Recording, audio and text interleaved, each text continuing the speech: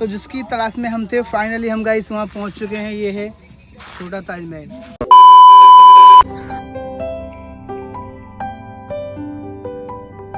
फिर ये था कि जब वो अच्छी थी और बच्चे हमारे हुए नहीं तो कभी उसको एहसास होता था, और वो ये कहती थी कि हमारी न्यास पाता तो क्या कोई हमारा जिक्र भी नहीं करेगा, हमारे मरने के बाद कौन हमारा जिक्र करेगा। तो मैंने ये कहा कि इसी कमरे में थे, मैंने कहा कि इसी खेत में मेरे सामने अगर इंतकाल होगा तो इसी खेत में बीचों बीच में तुझको दफन करके ऐसा मकबरा बनाऊंगा कि बरसों याद रखेंगे लोग।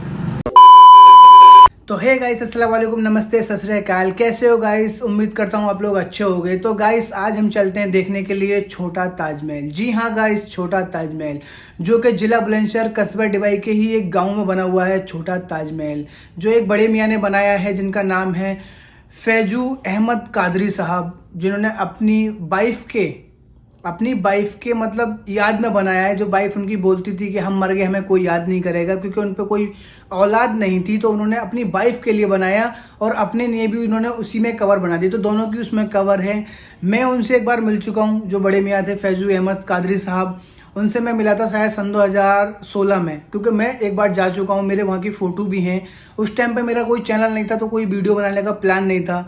पर अभी जैसे मैं ब्लॉग स्टार्ट कर रखा है मैंने, तो सब मेरे से बोले तुम बाहर के ब्लॉग दिखा रहे हो, तो क्यों अपने एक डिवाई में कोई मशहूर चीज़ है वो भी दिखाओ। तो मैंने बोला सबसे बड़ी मशहूर चीज़ तो हमारे यहाँ ताजमहल है, जो एक अजूबा भी बन सकता है। मिनी ताजमहल एक अजूबा भी बन सकता है गाइस। जी हाँ, बिल्कुल ताजमहल की तरह उसको बनाया गया है। उसमें काफ़ी खर्चा आया है, पर उन्होंने किसी से भी 1 रुपया भी नहीं लिया है। उनकी एक क्लिप है जो इस ब्लॉग में डालूंगा। सबसे पहले वहाँ ताजमहल चलते हैं, आपको दिखाता हूँ। अच्छा लगे तो गाइस लाइक कमेंट शेयर जरूर कर लेना। जिसने सब्सक्राइब नहीं किया हो तो कर लेना। तो फिर चलते हैं, मिलते हैं गाइस आगे सीधा ताजमहल।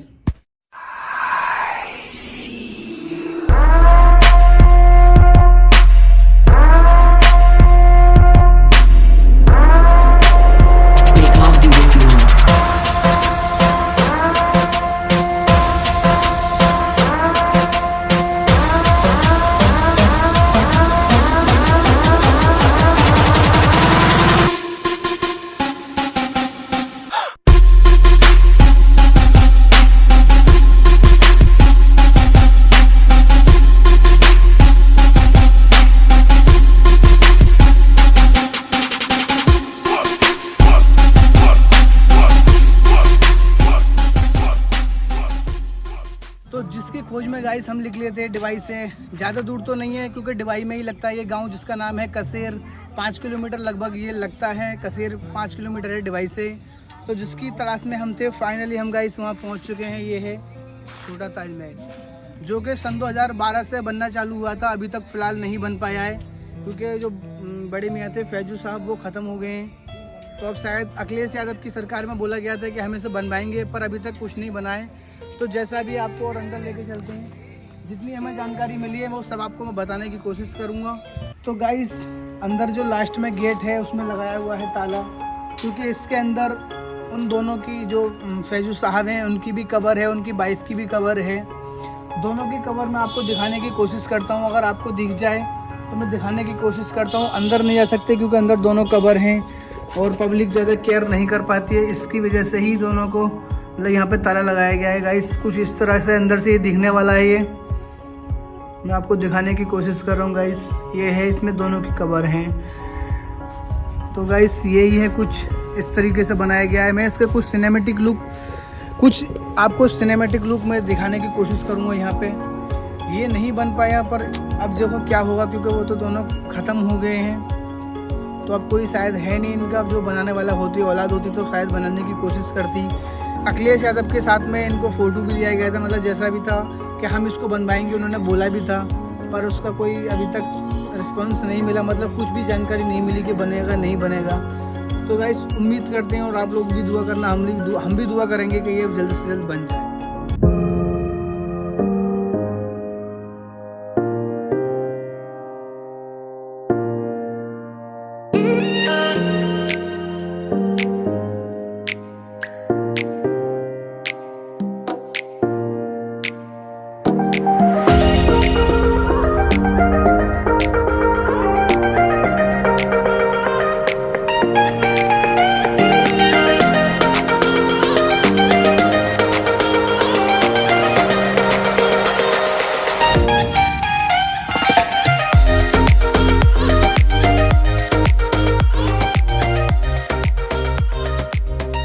गाइस मैं आपको एक छोटी सी क्लिप दिखाना चाहता हूँ, उन्हीं के मुंह से आप सुनिए उनकी पूरी कहानी।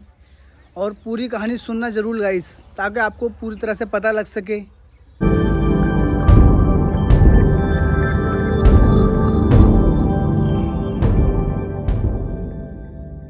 हमारी बीवी जो थी वो गोरी थी, हमारी माँ के भाई की लड़की थी। उसने देखा था तो उनका नहीं, मैं तो उसी से शादी करूँगी। तो वो शादी जो है हमारी तय हो गई और जून 1953 में 14 जून की बारात थी और 15 जून की रुखसत। और उसको जब वो शादी होने के बाद वो मेरे साथ गई तो रोटी ठीक से पकाने नहीं आती थी, मैंने पकाना बताया था। फिर वो इतनी बेहतरीन रोटी पकाने लगी थी कि हम तो सवाल ही नहीं है हमारे पकाने का। अब पढ़ने में ये था कि वो कुरान शरीफ तो घर की पढ़ी हुई थी और इसके अलावा हमारे मामू ने कहीं नहीं पढ़ाया। तो हमने उसको उर्दू की जो है छोटी छोटी किताबें लाके, छोटी छोटी कहानियों की किताबें लाके उसे कहानियाँ पढ़नी सिखाई। फिर वो नावल थे, वो जासूसी नावल और रोमानी नावल और कौन से वो ला के हमने पढ़वाए। तो वो पढ़ना जानती थी लेकिन लिखना नहीं जानती थी। जब हम फिल्म देखते थे तो वो भी हमारे साथ जाने लगी, नो प्रॉब्लम। और उस जमाने में वो चूंकि आमदनी कम थी तो फर्स्ट क्लास का टिकट नहीं होता, थर्ड क्लास का 5.5 आने का टिकट लिया करते थे। वहाँ अलीगढ़ में तस्वीर महल है एक पुराना सिनेमा हॉल, तो उसमें देखा करते थे तस्वीर फिल्म।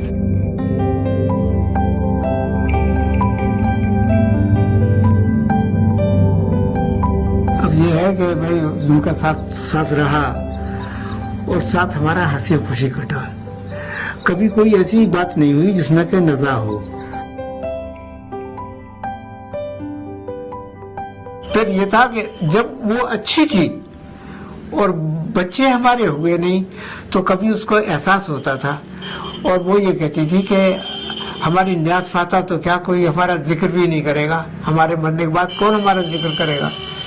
तो मैंने ये कहा कि इसी कमरे में थे, मैंने कहा कि इसी खेत में मेरे सामने अगर इंतकाल होगा तो इसी खेत में बीचों बीच में तुझको दफन करके ऐसा मकबरा बनाऊंगा कि बरसों याद रखेंगे लोग। और मैंने आज तक इसमें किसी का एक नई पाई भी नहीं लगाया है। बीबी के मरने के बाद सारे काम मैंने खुद किए। उसका कफन भी लेने के लिए मैं बाजार खुद गया।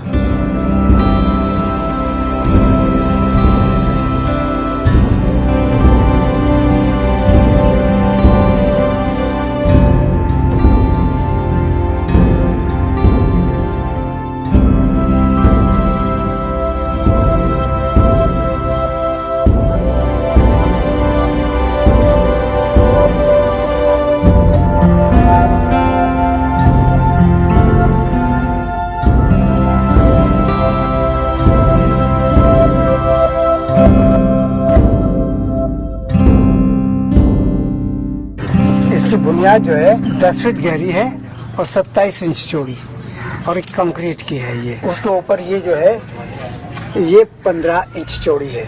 अब इसकी हाइट तो अंदाजन यहाँ से 14 या 15 फुट ऊंचा है दीवार।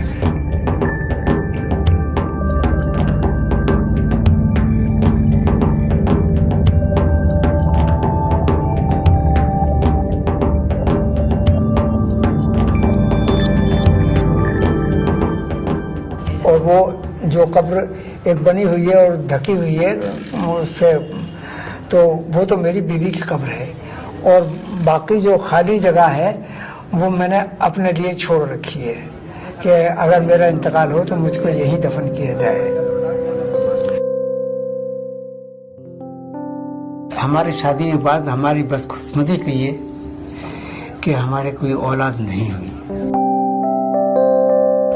मैंने मेडिकल कॉलेज में दिखाया तो मेडिकल कॉलेज में जो वहाँ थी लेडी डॉक्टर, उन्होंने मुझे बुलाया तो मुझसे कहा कि इनके वो है रसौली ट्यूमर है उसमें यूट्रस में। डॉक्टर ने मुझसे ये कहा कि भाई ऐसा होता है कि ट्यूमर जब उसमें हो जाते हैं तो उसमें छोटे छोटे और भी होते हैं। तो ऐसा है कि मैं बच्चेदानी को पूरा निकाल देती हूँ। अगर फिर कोई और ट्यूमर बढ़ गया तो कहोगे डॉक्टर ने कैसा ऑपरेशन किया। मैंने कहा ये आपकी मर्जी है। तो उन्होंने पूरा ऑपरेशन कर दिया। तो अब ये तो तय हो गया कि अब बच्चा नहीं होने का। तो हमारी बहनों ने और उन्हें सबने ये कहा कि दूसरी शादी कर लो, लेकिन मैंने उसको कबूल नहीं किया।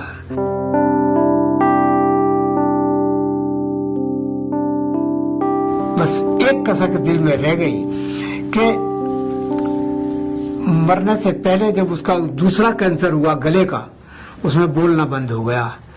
तो वो कुछ कहना चाहती थी मगर हम समझ ना पाए, इशारे उसके समझ ना पाए, जबान से वो कह ना पाई। बस यही कसक है अपने दिल में कि वो क्या कहती थी। मेरे नाखुदा मेरे राह पर, मेरे रहनुमा मेरे हम सफर, लगे जहां से है तू अजीज तर, तू कहां गया मुझे छोड़कर, मेरे शीशे दिल को तोड़कर, तू कहां गया मुझे छोड़कर।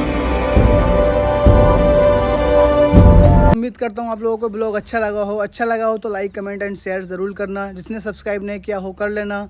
और ये है पूरी इन्फॉर्मेशन जो आपको मैंने ताजमहल की दी। और जो आपको इन्फॉर्मेशन हो प्लीज़ वो कमेंट में मुझे दे देना।